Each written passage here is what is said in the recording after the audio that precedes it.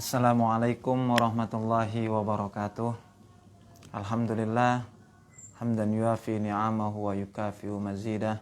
Allahumma salli ala sayyidina Muhammadin al-Fatihi lima ughliq wal khatimi lima sabaq. Nasirul haqqi bil haqqi wal hadi ila siratikal mustaqim wa ala alihi haqqa qadarihi wa miqdarihil azim. Allahumma inna nas'aluka al-futuh wal munuh wa rusuh wa salahal jasadi wa ruh wa taubatan nasuh. Subhanaka la ilma lana illa ma 'allamtana innaka antal alimul hakim. Wa la haula wa la quwwata illa billahil aliyyil azim.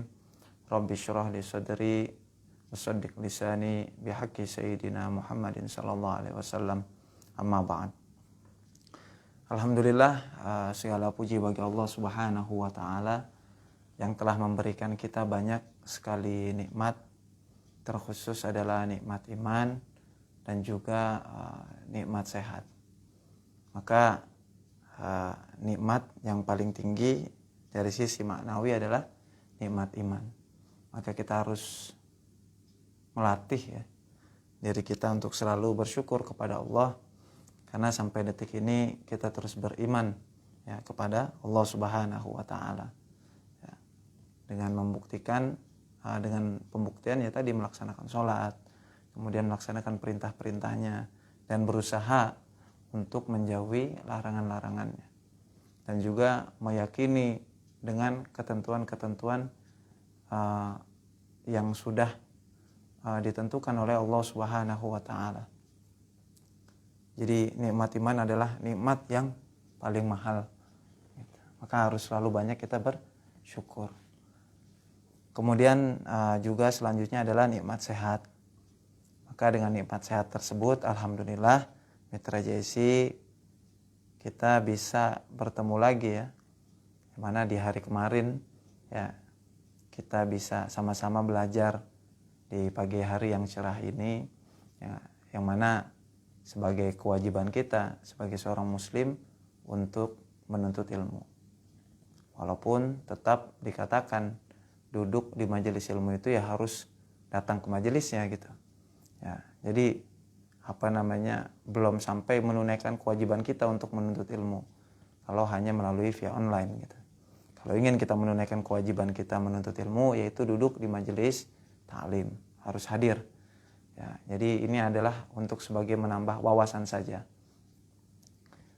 Nah, itu semua bisa kita laksanakan yaitu dengan dengan kesehatan yang telah Allah berikan kepada kita, sehingga banyak sekali aktivitas-aktivitas yang bisa kita laksanakan, dan juga banyak hal-hal yang bisa kita nikmati jikalau kondisi badan kita sehat. Maka sehat itu adalah sesuatu yang mahal gitu. Maka jikalau kita diberikan kesehatan, kita usahakan untuk bisa dimanfaatkan dengan sebaik-baiknya, khususnya dalam masalah ibadah kepada Allah Subhanahu wa taala. Sebelum datang nanti masa sakit kita. Kalau sudah sakit, ini udah susah kita melakukan berbagai macam aktivitas. Nah, alhamdulillah Mitra JC seperti biasa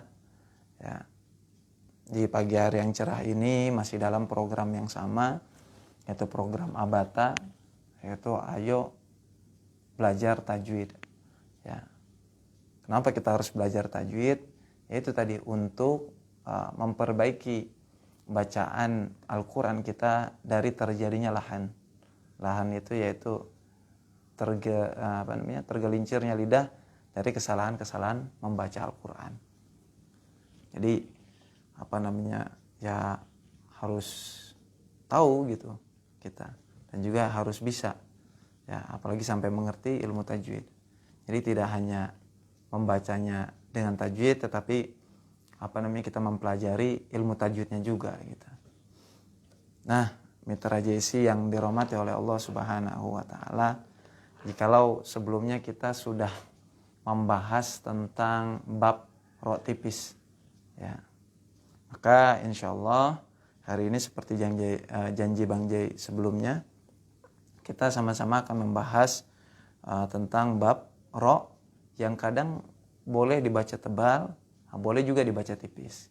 Jadi kalau baca tipis nggak salah, baca tebal juga nggak salah. Nah, namun sebelum kita membahas materi kita pada pagi hari ini, seperti biasa rutinitas kita, yaitu kita mulai dengan membaca surah Al-Fatihah. Ya, yang mana juga surah Al-Fatihah ini memiliki keutamaan. Dan surah Al-Fatihah ini terkenal dengan julukan Ummul Quran, yaitu induknya Al-Quran. Gitu. Semoga pertemuan kita ini Allah bukakan rahmat, ya, keberkahan. Ya. Nah, juga di dalam membaca surah Al-Fatihah ini sama-sama kita untuk mengulang gitu dan memperbaiki bacaan kita.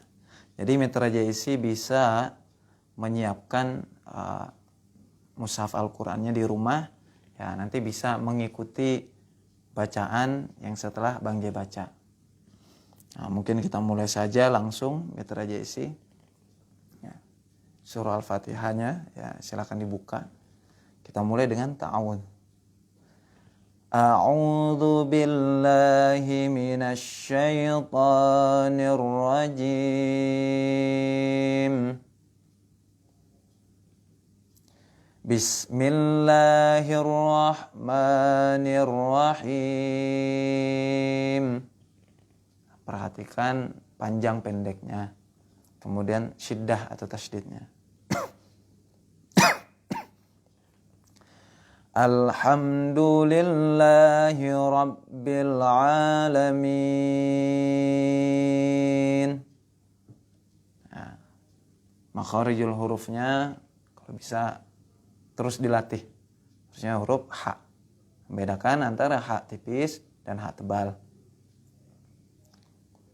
Kita lanjut. Ar-Rahmanir-Rahim. Nah, ini hukum bacanya sama seperti bismillah yang di atas. Ar-Rahmannya ya sama. Idgham syamsiyah, maknya mimnya mat tabi'i gitu. Ar-Rahimnya ya idgham syamsiyah. Him ya mat arid lis sukun. Maliki yaumiddin. Nah, jadi jangan sampai terbalik ya. Ma di sini panjang. Hukumnya adalah mat tabi'i. Dibaca sebanyak 2 harokat atau 2 ketukan. Yaumi, nah, itu mat lain. Apa itu mat lain? Nah, sudah kita bahas. Apabila ada waw sukun atau ya sukun yang mana sebelumnya berharokat fathah, ada huruf yang berharokat fathah.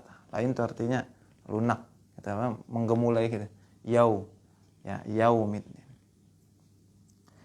Iyyaka na'budu wa iyyaka nasta'in. Nah, bacaan-bacaan seperti ini lebih selamat lah ya. Nah, perhatikan tasydid pada iyanya. Kemudian ya sinnya harus ya jelas. Jangan sampai terdengar seperti huruf shad. Nasta'in S. Huruf S. Ihdinas siratal mustaqim.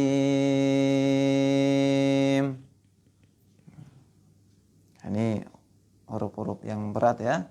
So, to. Kalau kemarin kita bahas huruf-huruf berat ini terkenal dengan istilah huruful isti'la. Apa saja hurufnya? Khussodau tingqis. Kho, so, do, ghain, ta, qaf, zo. Berat semua, wo gitu. Berat ya pengucapannya. Dan bedakan di sini antara sa yang pertama dengan huruf sin. Sirata mustaqim. Sirata mustaqim. So, sin. So, sin. Su, su. Nah, ini harus dibedakan. Sa, nah ini sin. So, nah ini huruf sod. Harokat kasrah. Si, sui. Ya, jadi huruf sod itu identik monyong. Yaitu saya bundar di sini.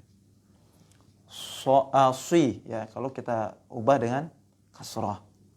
Kemudian kita ubah dengan dhammah. Su, nah itu huruf S sin, su dengan su ya. Nah, jadi harus dibedakan. Mungkin apa namanya? Nantilah ya, mungkin kapan waktu kita belajar makharijul huruf ya, itu dari huruf alif ya. Nanti insyaallah lah ya. Kalau ada kesempatan lagi kita belajar makharijul huruf ya, dengan metode a i u a gitu misal. A i u ba, ini hamzah. U an ani a na minal mu nima i an ani a, ini huruf hamzah. Kalau mau ganti misal nanti huruf sin, nah dengan sama gitu. Sa si su bas, nah ini sin. Jadi pun mulutnya gitu kayak senyum gitu, gigi kelihatan lah ya. S huruf S mungkin ya kalau di alfabet. Susah, nah, kenapa susah? Nah, karena ikhfa hukumnya. Jadi jangan susan, karena bukan izhar laqi, tetapi ikhfa. Susan sanisas naminal musni masih sanisa ya. Terus diganti lagi misal huruf shad, si su baus, nanti harusnya 3 kali diulang. Si su baus, maaf 2 kali gitu, baru susan sani sos naminal mus nimasi sani so. Nah, ini metode untuk melatih makharijul huruf.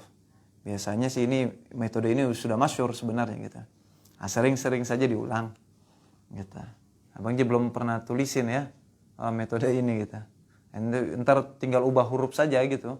Sama semuanya insyaallah. Jadi bedakan antara sha dan sin. Ya. Kita lanjut. Siratal ladzina an'amta 'alaihim ghairil maghdubi 'alaihim waladdallin.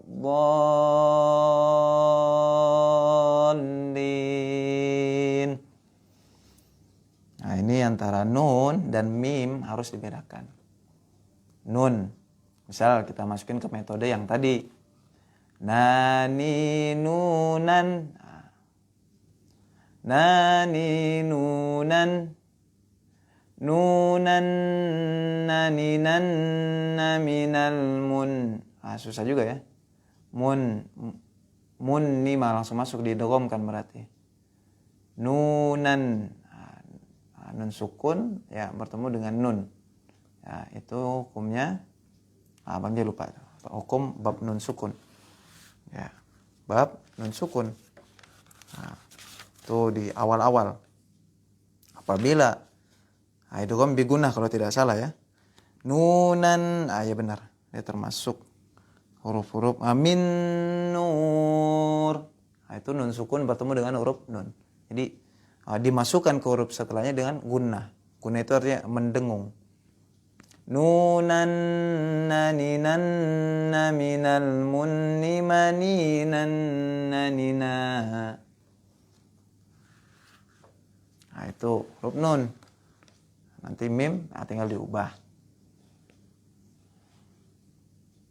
Nanti dari metode itu pun kadang akhirnya muncul lagam setiap orang yang membaca Quran biasanya. Ada yang nadanya mendayu-dayu gitu, naduan ya. Bang J kurang paham gitu kalau masalah macam-macam bacaan qiraat. Nah, itu tadi. Dan selalu ingat waladdallin, itu hukumnya apa? Mad lazim mutawal atau mad lazim musaqqal kilmi. Kita harus tahu ya. Dhallin.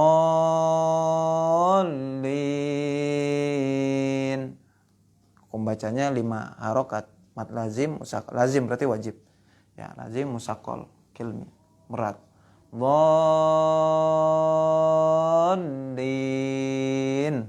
Gitu. Jadi berat cara membacanya. Nah, karena surah Al-Fatihah sudah kita bahas, alhamdulillah, untuk masalah hukum tajwidnya gitu. Kemarin kan kita sudah sampai surah An-Nas ya, An-Nas ya, yang artinya ya manusia gitu. Nasya yansa, ada yang bilang asal katanya nasya yansa gitu. Ada yang abangnya lupa unasun asal katanya gitu. An-Nas artinya manusia. Dan ini salah satu surat pendek yang mempunyai fadilah atau keutamaan khusus di surat ini gitu. Cuman ya tidak membahas itunya gitu. Kita membahas tajwidnya. Mungkin kita baca dulu ya dari awal sampai akhir. Kemarin baru sampai birabbin nas ya. Cuman yang kita bahas adalah huruf ro-nya kan, birabbi ya, itu tuh. Birabbinya. Yang kita baca coba bersama-sama dari bismillah.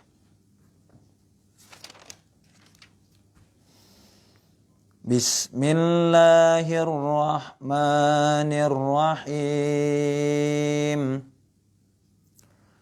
Qul a'udzu birabbin nas. Sudah kita bahas sebelumnya, qul di sini tidak ada hukum. A'udzu itu mat tabi'i. Kenapa? Karena ada waw sukun, sebelumnya dhammah. Nah, ini cetakannya modelnya wawnya tidak ada tanda sukunnya nih. Jadi cuman kita harus tahu. Ya, kadang ada beberapa Al-Qur'an dengan cetakan yang berbeda-beda gitu tanda bacanya ya, tanda baca, bukan ininya maksudnya tulisannya gitu, bukan, tetapi tanda bacanya. Birabbi, ro-nya ini adalah ro mufakhamah atau ro tebal. Kenapa ro-nya ini berharokat fathah? An-Nasnya nanti dulu kita bahas karena pembahasan ro masih ada. Kita lanjut ke ayat selanjutnya. Malikin nas. Nah, di sini kadang orang suka terjadi lahan, tergelincir. Jadi kalau malik yang di sini ini pendek, tapi kalau malik yang di surah Al-Fatihah dia panjang. Gitu. Malikin nas. Gitu. Kalau di sini malikin nas. Gitu. Jadi jangan dibaca panjang ya. Qul a'udzu birabbin nas, malikin nas, salah. Tetapi di sini pendek maknya. Berbeda dengan surah Al-Fatihah. Maliki yaumiddin. Atau jangan kebalikannya gitu. Di Al-Fatihah pendek, di sini panjang. Di Al-Fatihah maliki yaumiddin. Di sini malikin nas. Ya, terbalik. Lanjut ayat selanjutnya, ilahin nas. Kita lanjut, min syarril waswasil khannas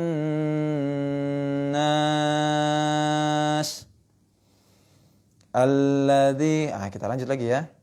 Jadi tadi ayat keempat, alladzi yuwaswisu fi sudurin nas. Ini kan ribet ini. Sin, shod. Makanya harus dibiasakan. Yuwaswisu fi sudu, su. Jadi jangan sampai dibaca sin. Yuwaswisu fi sudu, s. Tapi so. Yuwaswisu fi sudurin nas. Harus jelas makharijul hurufnya. Ayat yang terakhir, minal jinnati wan nas. Alhamdulillah. Nah ini ayat surah-surah pendek gitu yang nanti kita akan pakai di dalam sholat. Jadi sengaja memang Bang J ambil dari belakang gitu untuk surat-surat pendek dulu. Soalnya kalau langsung Al-Baqarah, waduh kepanjangan. Ya. Bisa kita benerin nanti tajwidnya kemudian makhrijul hurufnya, selanjutnya bisa kita hafalkan. Jadi ambil dari yang paling mudah gitu. Mulai segala sesuatu dari yang paling mudah. Nah, kita kembali lagi dalam pembahasan huruf ro seperti yang Bang J sudah janjikan. Kita masuk bab hukum ro, namun yang ketiga. Di awal Bang J sudah jelaskan gitu bahwasanya bab hukum membaca huruf ro ini terbagi menjadi tiga. Yang pertama hukum ro mufakhamah, ro tebal, yang nanti terbagi syarat-syaratnya itu kebagi menjadi 5. Apabila satu di antara 5 syarat ini ada di dalam bacaan Al-Quran tadi, maka harus dibaca tebal. Adapun ro tipis atau ro muraqqaqah, itu 3 saja gitu poinnya. Kalau salah satu di antara 3 poin ini ada, maka ro-nya ro tipis. Namun di sini yang terakhir, yang ketiga, yaitu ro yang boleh dibaca tebal ataupun boleh dibaca tipis. Apa keterangannya di sini? Apabila ada huruf ro sukun dan huruf yang sebelumnya berharokat kasroh. Ro sukun sebelumnya kasroh.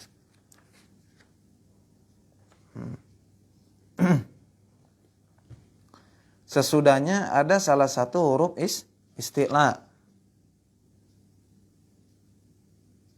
Nah ini mirip ya. Di ro tebal juga ada ro sukun sebelumnya sebelumnya sukun, ro sukun sebelumnya kasroh, dan setelahnya huruf isti'la. Ro tipis juga ada. Yang ketiga, poin ketiga itu ro sukun sebelumnya ada huruf yang berharokat kasroh, setelahnya huruf isti'la. Cuman apa yang membedakan di sini kita lihat, maka cara membaca ro tadi boleh dengan tebal dan boleh juga dengan tipis. Nah, jadi rumusnya apabila ada ro sukun dan huruf yang sebelumnya berharokat kasroh.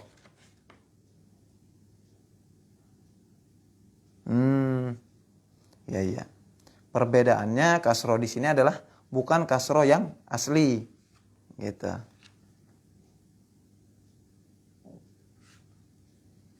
Ya. Sebelumnya berharokat kasroh. Sesudahnya ada salah satu huruf isti'la yang berharokat kasroh. Oh, mohon maaf. Berharokat kasroh, ya. Baik itu kasroh asli di sini.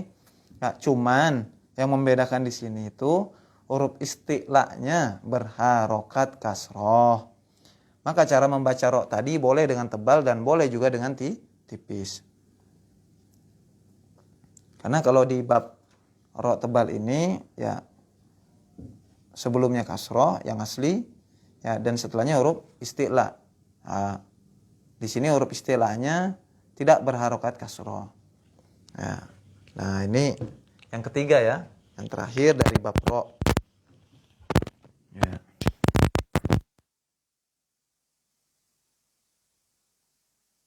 Salat. Ya. Kalau punya buku tulis ya dicatat. Hukum membaca ya, membaca ro.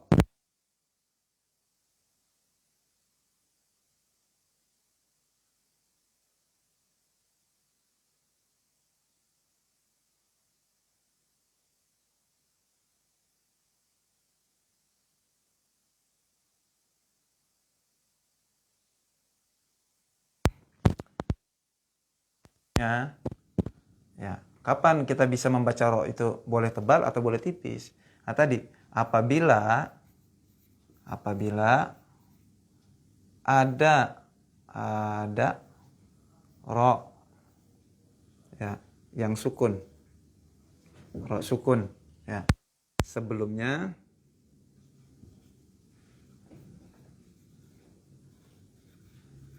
huruf berharokat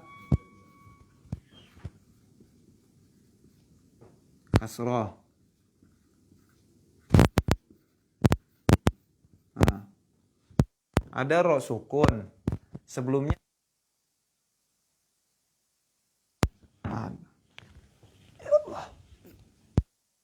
setelahnya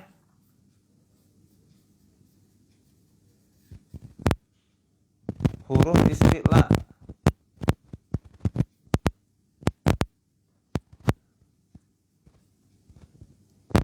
Isti'la berharokat kasroh. Kasroh. Nah ini ya, di sini. Huruf isti'la yang berharokat. Ini harus digaris bawahi. Poin pentingnya di sana. Maka tadi ya definisinya ya. Apa rumusnya? Kapan ya biar boleh membaca ro itu boleh tebal atau tipis. Nah tadi kalau ada ro sukun sebelumnya kasroh. Setelahnya huruf isti'la yang berharokat min. Contoh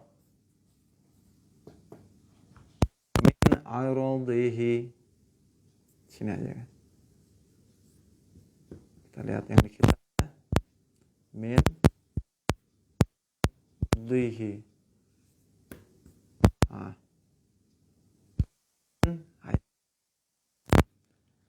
Min airadihi. Boleh min ir. Nah itu tebal ya. Kalau tipis min airadihi. Air sama ir. Nah itu beda.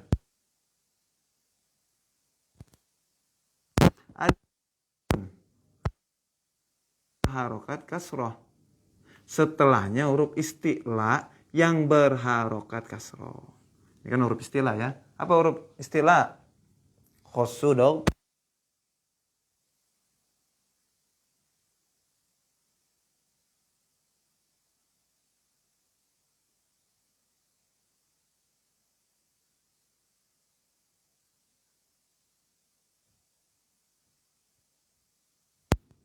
Kho, so, do.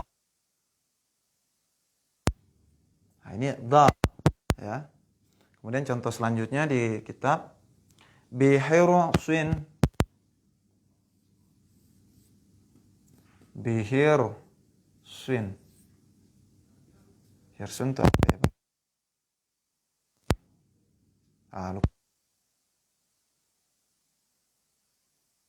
Apa ada sukunya dua di sini?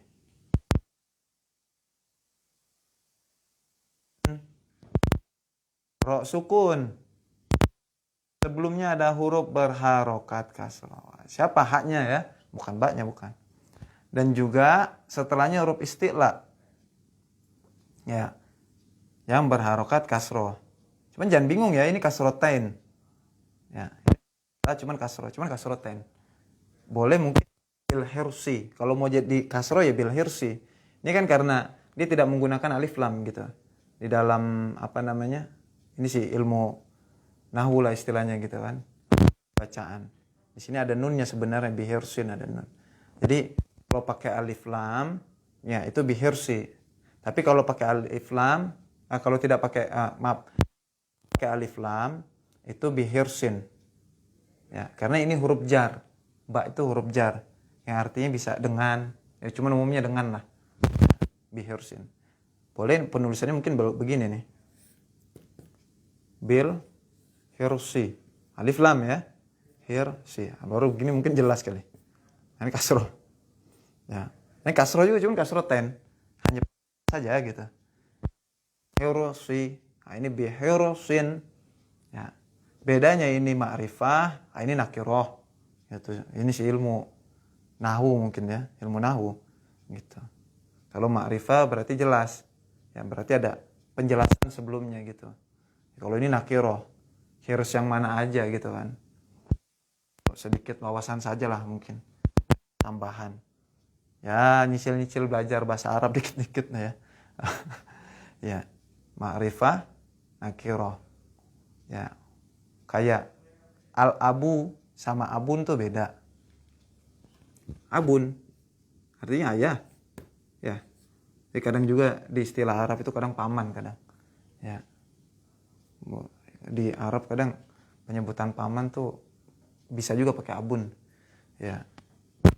Nah, abun nih ayah, al-abu sama juga kan ayah kan. Al-abu. ayah juga. Bedanya di mana gitu. Kalau abun ini ayah siapa kita nggak tahu, nggak jelas gitu. Ayah siapa kayak gitu kan. Al-abu ya khusus nih, ada penjelasan berarti sebelumnya nih. Ayahnya khusus gitu. Mungkin yang al-abu ini ya abunya Zaid gitu kan. Nah, jadi jelas gitu. Maka ya tadi awaladin solihin yada'ulahu. Ya. Ada penjelasan ya, penjelasan yang hadis itu. Apa namanya? Idza mata ibnu adama in qata'a anhu amaluhu. Nah, kalimatnya menarik gitu kan. Makanya isim nakiro. Au waladin solihin. Kalau memang apa? Jikalau anak cucu Adam itu meninggal, maka terputuslah amal ibadahnya gitu, kecuali 3. Ya. Apa namanya? Bang, lupa kan?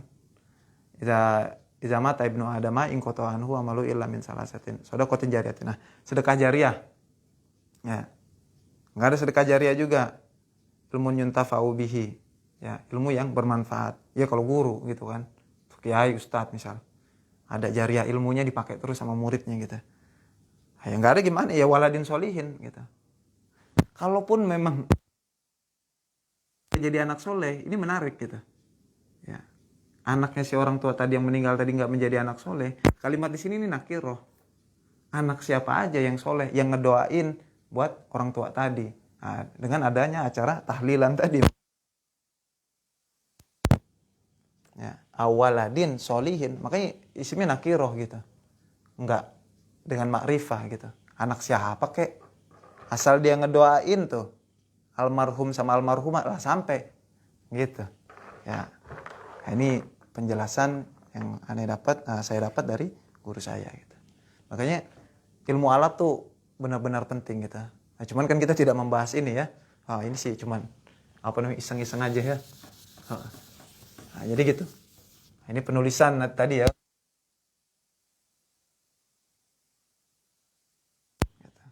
Jadi gimana cara bacanya, kan itu yang penting. Ya, boleh dibaca muraqqaqah maupun mufakhamah. Bihir sin atau tebal. Bihir sin. Bang sih biasa bacanya tebal sih. Lebih enak bihir sin atau bihir sin. Nah, boleh. Ya. Nah, itu dia Mitra Jesi bab terakhir, ya pembahasan terakhir dari bab huruf cara membaca huruf ro. Ya, jadi alhamdulillah ya hari ini sudah kita selesaikan dari bab cara membaca huruf ro. Nah, nanti silakan Mitra Jesi cari saja di surah An-Nas ya atau di surah Al-Fatihah. Dan ntar kita cari. Nah, ini ro apa nih? Ya, min syarri. Nah, itu ro apa tuh? Kemudian mana lagi? Sudurin nas. Ro-nya ro apa tuh? Ya. Nah, kita jadiin PR gitu. Nanti kita kerjain gitu kan di rumah. Dari catatan-catatan kita. Jadi memang apa namanya? Kalau belajar tuh harus inisiatif. Kadang inisiatif kita sendiri. Ya luangin waktu 5 menit lah. Ya 5 menit kali ya secepatnya. Atau 15 menit lah. Kaji aja yang di sini gitu. Dari catatan yang sudah kita miliki dari bab huruf ro. Nah, kan ada huruf ro di sini. Syarri, kemudian suduri. Nah, itu apa tuh hukumnya gitu. Nah, nanti berkembang sendiri dari catatan ini. Kemudian kalau udah tahu, oh ini ro mufakhamah misal, atau ro muraqqaqah, suduri. Nah, berarti oh ro muraqqaqah nih tipis. Suduri. Nah, setelahnya nggak ada huruf istilah, berarti apa nih bukan yang ketiga. Oh ini yang kedua nih. Apa namanya poin yang kedua, ro tipis. Sudurin nasri, berarti harus tipis. Nah, syari ini apa gitu ya. Nah, ini apa kita harus kreatif lah. Nah, kreatif sendiri. Maka tadi kalau di pondok tuh dulu kita bawa buku tajwid kan di dalam Quran gini kan. Jadi nanti kalau sambil mengulas bacaan, kita cari tuh satu-satu hurufnya ya dari kitab ini. Nah, Mitra Jaisi ya alhamdulillah ya kita sudah menyelesaikan satu bab ya dari ilmu dari ilmu tajwid ya. Apa Bang Jai lupa ya, ada satu fadilah khusus ya orang-orang yang menuntut ilmu dan menyelesaikan mengkaji satu bab ya dari sebuah ilmu ya, itu ada keutamaan khusus ya. Jadi terus ya jangan pernah bosan untuk mengkaji ilmu agama. Ya, jangan pernah merasa cukup. Ya, selalu merasa kurang. Nah, mungkin cukup sekian Mitra JC. Ya, kalaupun masih banyak sekali kekurangan maka Bang Jai mohon maaf yang sebesar-besarnya. Dan jikalau nanti ada penjelasan yang lebih sharih, lebih jelas dari penjelasan Bang Jai, silakan ambil yang itu. Ya, dan Bang Jai ucapkan terima kasih pastinya, jazakumullah hasanal jaza, ya, karena sudah stay tune ya di channel Facebook Radio JIC, dan semoga bisa memberikan manfaat ya, khususnya bagi diri saya pribadi ya, karena nanti balasan Allah itu lebih besar insyaallah ya, harus yakin gitu ya, khususnya bagi diri saya pribadi. Terima kasih ya, syukran katsiran ala itimamikum wal afu minkum. Assalamualaikum warahmatullahi wabarakatuh.